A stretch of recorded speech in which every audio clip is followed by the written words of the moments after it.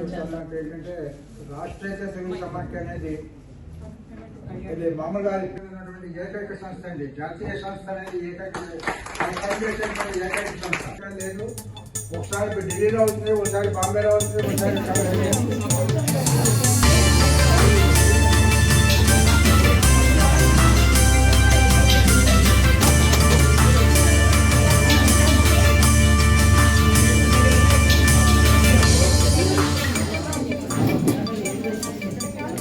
నా పేరు పివిపిసి ప్రసాద్. నేను గుజరాత్ అహ్మదాబాద్ నుంచి వచ్చాను. నేను రాష్ట్రీయ తెలుగు సమాఖ్య ఫౌండర్ ప్రెసిడెంట్ని మరియు ప్రెసిడెంట్ జనరల్ సెక్రటరీని. రాష్ట్రీయ తెలుగు సమాఖ్య తెలుగు భాష రాష్ట్రాలు ఆంధ్రప్రదేశ్, తెలంగాణ కాకుండా మిగిలిన రాష్ట్రాల్లో ఉండేటువంటి అంటే 8 కోట్ల మంది తెలుగు వారు ఉన్నారు.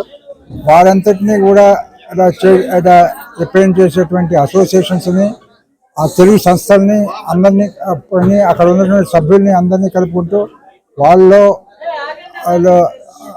ఎడ్యుకేషన్ గాను, అలాగే తెలుగు భాషని పెంపొందించడానికి, సంస్కృతిని పెంపొందించడానికి, నిలబెట్టడానికి దానికోసం కృషి చేసేటువంటి 2015లో అహ్మదాబాద్లో మొదలైంది. తర్వాత ప్రతి ఏడాది సుమారు 10 రాష్ట్రాల్లో ఎన్నో కార్యక్రమాలు అవుతుంటాయి.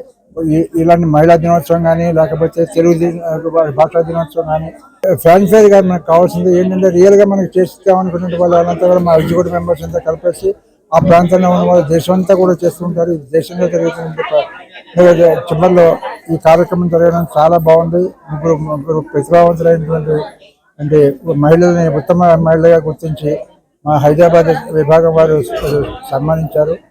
చాలా ఆనందంగా ఉంది. వారందరికీ కూడా ఈ కార్యక్రమాన్ని ఘనవిజయాన్ని చేసినటువంటి అందరికీ కూడా ధన్యవాదాలు. రాష్ట్రీయ తెలుగు సమాఖ్య హైదరాబాద్ విభాగం వారు ఈ నెల ఈ అంతర్జాతీయ మహిళా దినోత్సవం సందర్భంగా ఈ హైదరాబాదులో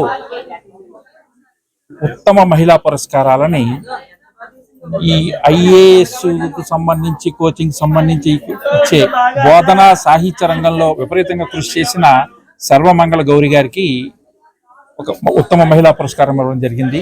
అలాగే సంగీతంలో గరిమెల కళ్యాణి గారికి ఆవిడ సంగీత విజ్ఞానానికి సంబంధించి ఆవిడ ఉత్తమ మహిళగా ఎంపిక చేసి వారికి ఇవ్వడం జరిగింది. దీనికి సర్వమంగళ గౌరి ఈరోజు రాష్ట్రేతర తెలుగు సమాఖ్య వారు, తెలుగు రథం వారు మహిళా దినోత్సవ సందర్భంగా సన్మానం చేశారు. నిజం చెప్పాలంటే నేను ఇప్పటికి ఎన్నో సన్మానాలను అందుకున్నాను. వాటికి ముఖ్య కారణం ఏంటంటే సివిల్ సర్వీసెస్ లో తెలుగు లిటరేచర్ ని ఒక ఆప్షనల్ గా నిలిపిన దాన్ని నేను అని మీ మీడియా వాళ్ళే గుర్తించారు. ట్రెండ్ సెట్టర్ అని, తర్వాత ఈ మీడియా పత్రికలు అంటే పోటీ పరీక్షల పత్రికలు ట్రెండ్ సెట్టర్ గా, స్టార్ లెక్చరర్ గా నన్ను గౌరవించి గుర్తించారు. ఈ రోజు నన్ను గురించి తెలుసుకుని నాకు సన్మానం చేయటం అనేది చాలా చాలా ఆనందంగా ఉంది. అందుకు ముఖ్యంగా రాష్ట్రేతర తెలుగు సమాఖ్య వాళ్ళని, తెలుగు రథం వాళ్ళకి నేను మనఃపూర్వకమైన అభినందనలు తెలుపుకుంటున్నాను. తెలుగు వారిని గుర్తించడంలో వారు ముందుంటారని మరోసారి రుజువైంది. నమస్తే. ఈరోజు చాలా సుదినం.